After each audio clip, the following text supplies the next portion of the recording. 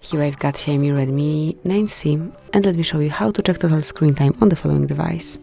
So first of all, you need to open the settings, then find and select digital well-being and parental controls, and here just select show your data under your digital well-being tools.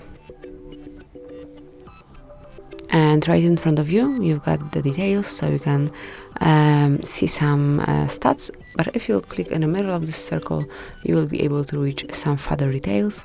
And for example, you can check that today's settings have been in use for 13 minutes. And it's working the same way for each day you use this device, this phone. So this is it. That would be all. So you can detect time spent on your device. Thank you for watching. Please subscribe our channel and leave the thumbs up.